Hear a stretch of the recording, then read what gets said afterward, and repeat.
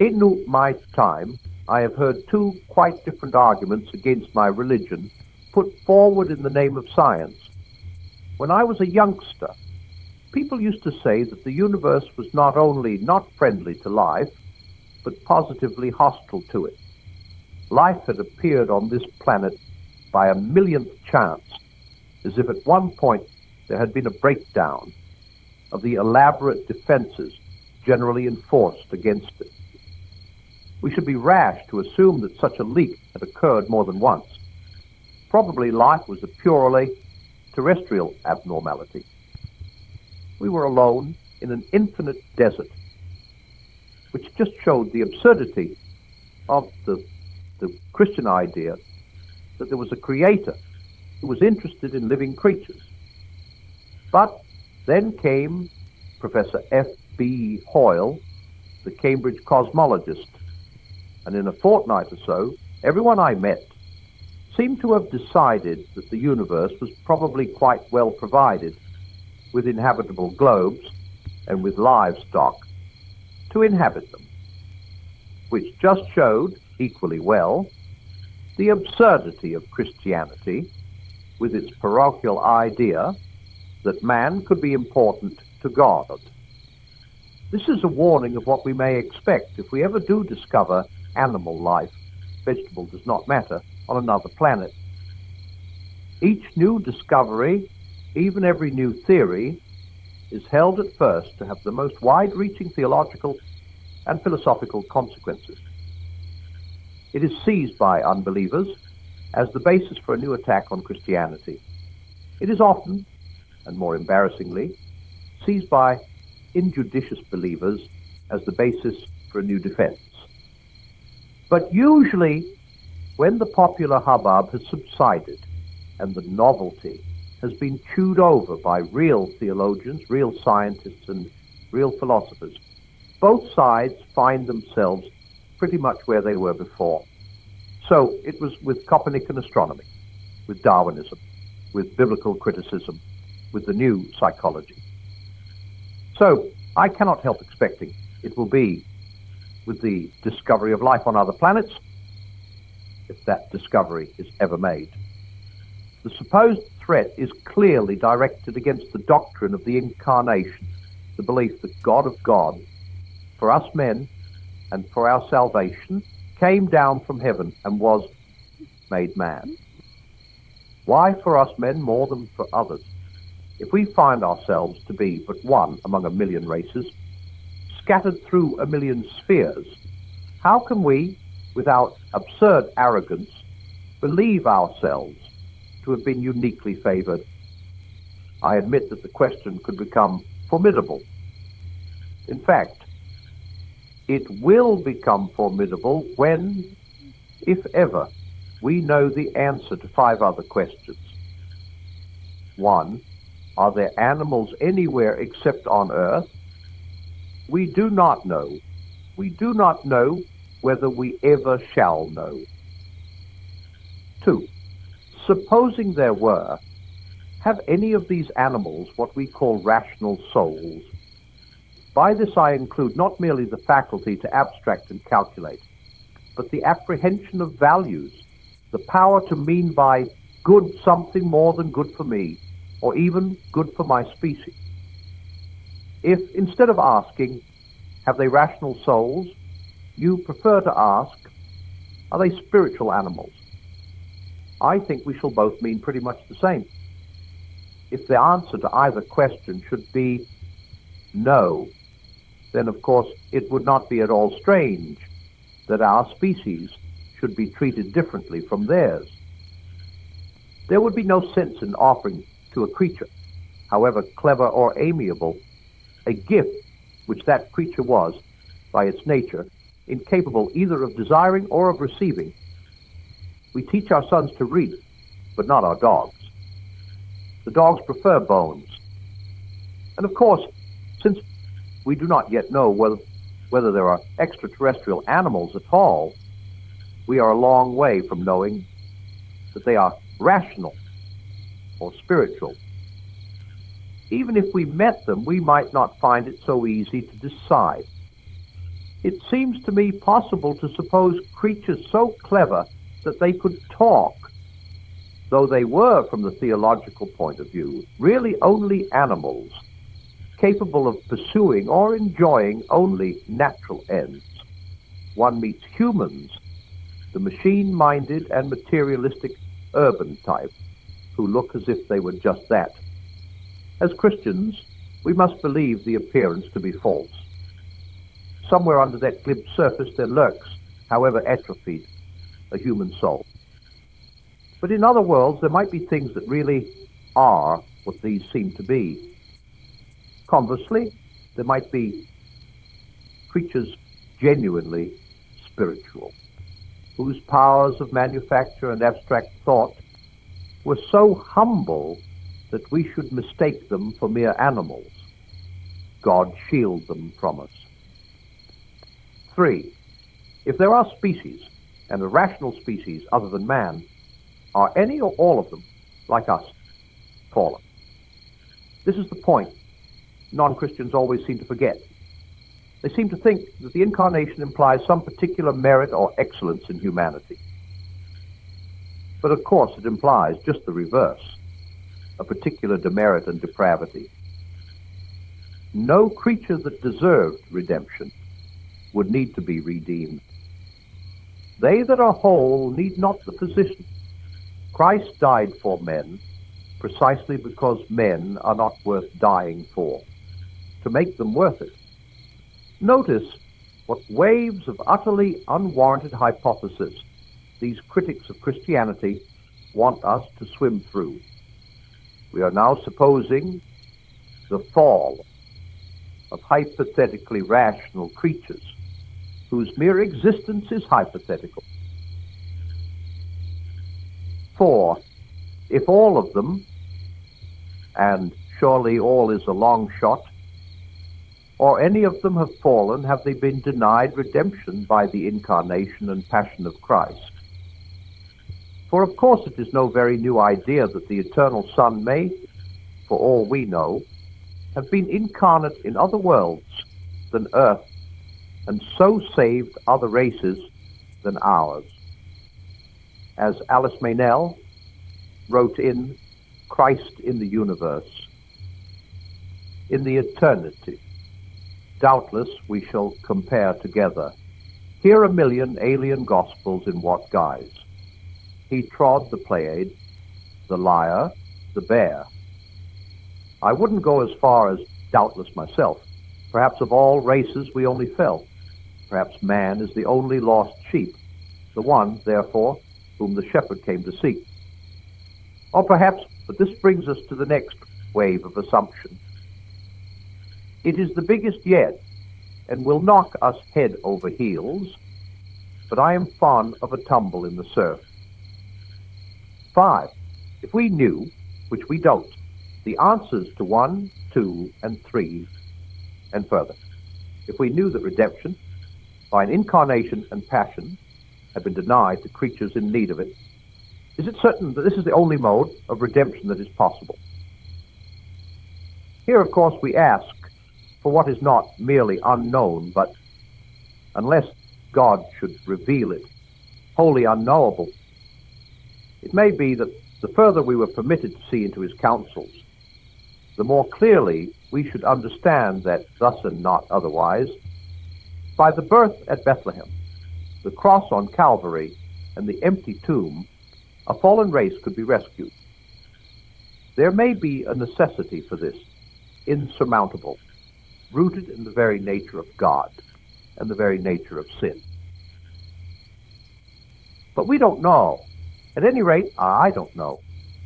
Spiritual as well as physical conditions might differ widely in different worlds. There might be different sorts and different degrees of fallenness. We must surely believe that the divine charity is as fertile in resource as it is measureless in condescension. To different diseases, or even to different patients sick with the same disease, the great physician may have appelé different remedies, which we should probably not recognize as such even if we ever heard of them. It might turn out that the redemption of other species differed from ours by working through ours. There is a hint of something like this in St. Paul, Romans 8:19-23, when he says that the whole creation is longing and waiting to be delivered from some kind of slavery, and that the deliverance will occur only when we Christians, fully enter upon our sonship to God and exercise our glorious liberty. On the conscious level, I believe that he was thinking only of our own earth, of animal and probably vegetable, life on earth being renewed or glorified as the glorification of man in Christ. But it is perhaps possible, it is not necessary, to give his words a cosmic meaning. It may be that redemption, starting with us, is to work from us and through us. This would no doubt give man a pivotal position, but such a position need not imply any superiority in us or any favoritism in God.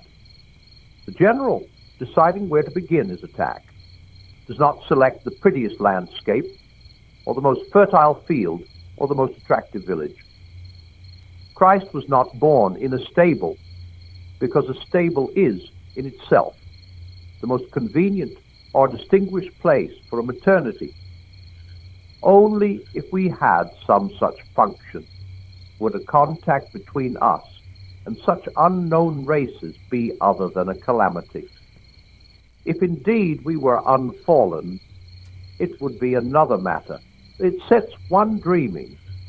To interchange thoughts with beings whose thinking had an organic background wholly different from ours, other senses, other appetites, to be unenviously humbled by intellect possibly superior to our own, yet able for that very reason to descend to our level, to descend lovingly ourselves, if we met innocent and childlike creatures who could never be as strong or as clever as we, to exchange with the inhabitants of other worlds that especially keen and rich affection which exists between unlikes.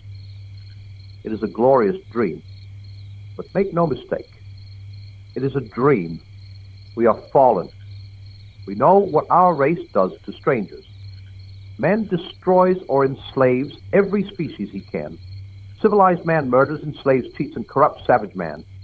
Even inanimate nature he turns into dust bowls and slag heaps. There are individuals who don't, but they are not the sort who are likely to be our pioneers in space. Our ambassador to new worlds will be the needy and greedy adventurer, or the ruthless technical expert. They will do as their kind has always done. What that will be if they meet things weaker than themselves, the black man and the red man can tell. If they meet things stronger, they will be, very properly, destroyed. It is interesting to wonder how things would go if they met an unfallen race. At first, to be sure, they'd have a grand time jeering at, duping and exploiting its innocence. But I doubt if our half-animal cunning would long be a match for godlike wisdom, selfless valor, and perfect unanimity. I therefore fear the practical, not the theoretical, problems which will arise if ever we meet rational creatures which are not human. Against them we shall, if we can, commit all the crimes we have already committed against creatures certainly human, but differing from us in features and pigmentation.